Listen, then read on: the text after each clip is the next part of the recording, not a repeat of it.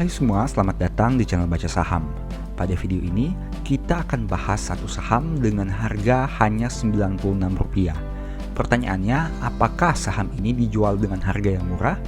PBV-nya hanya 0,3 kali, dan mereka juga rajin membagi dividen. Saham apakah itu? Kita akan membahas saham dengan kode GPRA.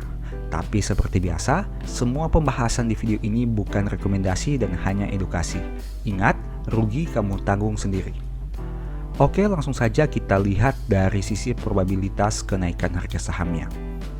Dari data ini, teman-teman bisa melihat bahwa saham GPRA ini cenderung naik di bulan Februari, di bulan Mei, dan di bulan Oktober.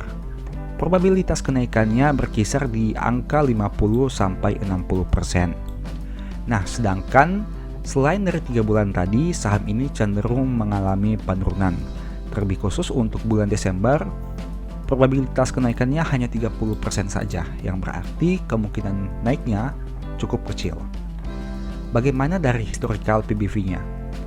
Dapat kita lihat di sini bahwa PBV saham ini pada saat ini cenderung berada di atas rata-rata PBV-nya dalam 3 tahun terakhir. Artinya, meski PBV-nya berkisar di angka 0,3 sampai 0,4 kali, angka tersebut memang secara sekilas bisa dikatakan murah, tapi secara historical PBV masih cukup mahal jika dibandingkan rata-rata PBV 3 tahun terakhirnya. Oke, selanjutnya mari kita lihat informasi umum perusahaan.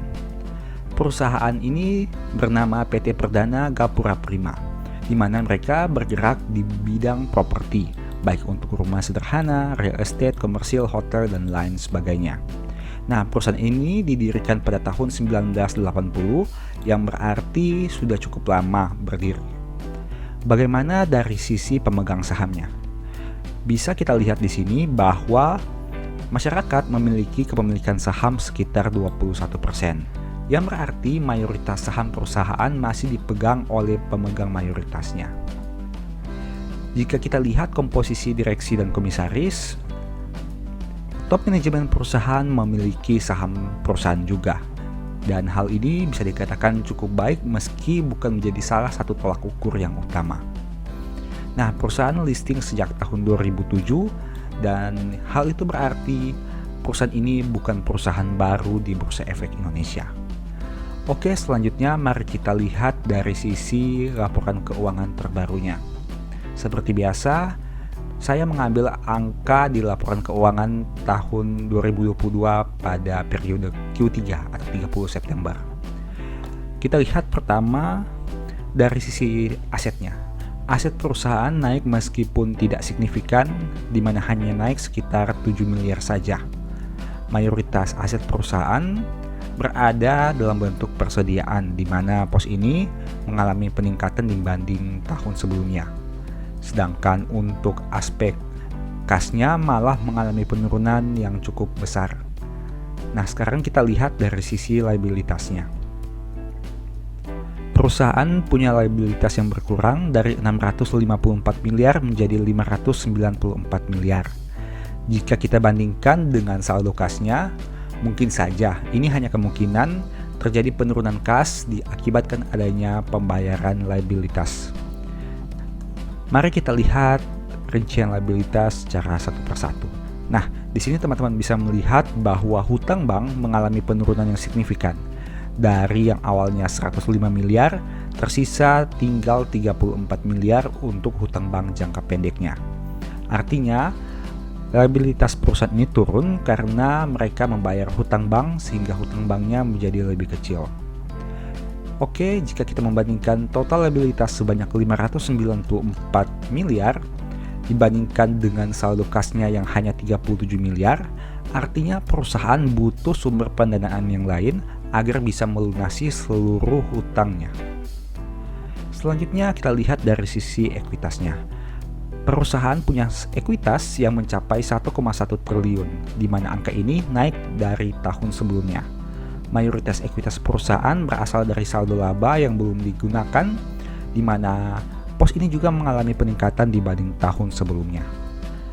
Untuk sisi ekuitas, saya melihat perusahaan ini memiliki pencapaian yang cukup memuaskan. Bagaimana dari laba ruginya? Bisa kita lihat di sini bahwa perusahaan mencatat penurunan penjualan dibanding tahun sebelumnya. Dari yang awalnya 282 miliar turun menjadi 277 miliar. Begitu juga dengan beban pokok penjualannya. Namun di sini ada yang menarik, di mana laba kotor perusahaan naik di tahun 2022. Dari yang awalnya 161 miliar naik menjadi 187 miliar. Nah, dengan angka ini teman-teman bisa melihat bahwa penyebab laba kotor naik itu bukan karena peningkatan penjualan, tapi karena beban pokok penjualannya yang turun lebih besar dari penjualannya itu sendiri. Selanjutnya kita lihat dari komponen lainnya, di mana beban penjualan dan beban umum administrasi cukup normal. Begitu juga dengan komponen lainnya di laba rugi ini. Oke, kita lihat dari laba bersih periode berjalannya, di mana mengalami peningkatan di tahun 2022. Tapi seperti yang saya sampaikan tadi, peningkatan pencapaian laba perusahaan itu bukan karena penjualannya yang meningkat, tapi karena beban pokok penjualannya yang turun lebih besar dari penurunan penjualannya. Oke, selanjutnya mari kita lihat dari sisi harga sahamnya. Harga saham perusahaan ini mengalami penurunan dalam 5 tahun terakhir sebanyak 32%. Tapi selama tahun 2022 masih mengalami peningkatan sekitar 10%. Kemudian kita lihat dari historical kinerjanya. Di sini kita melihat EPS perusahaan mengalami fluktuasi naik turun dalam 4 tahun terakhir, di mana di tahun 2019 sempat mencapai Rp11 tapi turun menjadi Rp7. Nah, tapi uniknya dari tahun 2020 sampai 2022, EPS atau laba perusahaan terus mengalami peningkatan dari tahun ke tahun. Meskipun teman-teman harus ingat bahwa peningkatan laba di tahun 2022 ini lebih disebabkan karena penurunan beban pokok penjualannya. Oke, mari kita lihat dari sisi rasio dan valuasinya.